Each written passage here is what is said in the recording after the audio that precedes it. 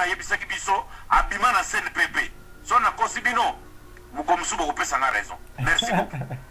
Natondio botondi mingi ndeko na biso Vero Mwalumba wana nazoyebisa bandeko ebele ete radio na biso bomoni différence nango bandato bandi émission na papa Vero kata na ya muke ezate po technique eza makasi technologie ya États-Unis d'Amérique. Deuxième fois olingi omona ndenge ni radio zo sala yaka samedi tango tokoyamba Bishop Israel omona ndenge nini radio salaka upi ata moko ekozala te po technologie ya ba américain esika oyo makambo ya mboka ekatabaka totondi obotondi mingi ndeko Vero po awa ba invité mingi tobengisaka bakimaka me yo okimaki ata mokete olobi iyo pe olobi question nyonso ekoya ozali mpona korépondre nakanisi ezali mbala ya yambo mbala ya suka te ntango nyonso tokozala na posa na yo tokobenga yo mpona koyebisa yo mpe toyebisi bandeko chaque jour émission ekozala en différé na 15h heure ya États-Unis donc 21h heure ya Paris mpe Kinshasa chaque jour semaine oyo tokotia yango mpona bandeko boyoka bandeko balingi kosala baémission kocontredire émission ya lelo bokoki kosala mpe tokozanga te koyamba bino oyo bozala posa toyamba bino boya toujours tokoyamba bino. La émission est Salamaki Bongo Nali.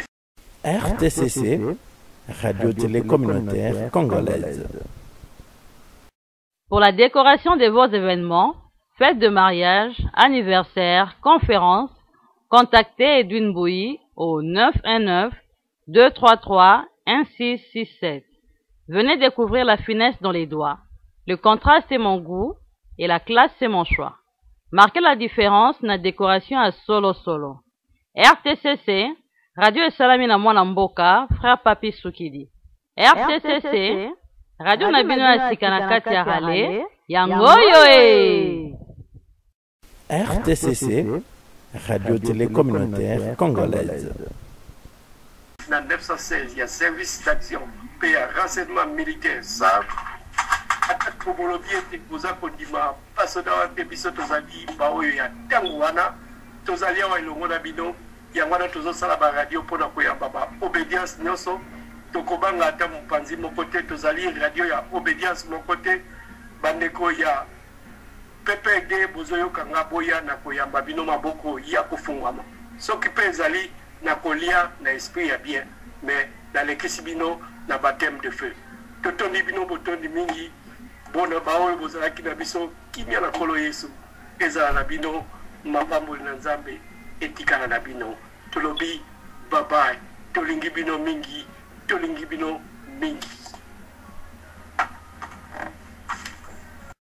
RTCC, Radio Télé Communautaire Congolaise, est une nouvelle radio ici à Raleigh, une idée originale de Frère Papi Soukidi, réalisée par Justin Bouy le webmaster. Restez en contact avec les nouvelles du pays. Pour vos pubs, contactez le Frère Papi Soukidi au 919-266-9533 ou au 649-2950. RTCC, Radio Esalamina Mwana Mboka, Frère Papi Soukidi. RTCC, Radio Nabino Esikanakati Arale, Yangoyoe. RTCC, Radio Télé Communautaire Congolaise. Pour la décoration de vos événements, fêtes de mariage, anniversaires, conférences, contactez Edwin Bouy au 919-233-1667. Venez découvrir la finesse dans les doigts. Le contraste c'est mon goût et la classe c'est mon choix. Marquez la différence dans la décoration à solo. RTCC, Radio Esalamina Mwana Mboka, Frère Papi Soukidi. RTCC, Radio Nabino Asikanakati Arale, Yangoyoe.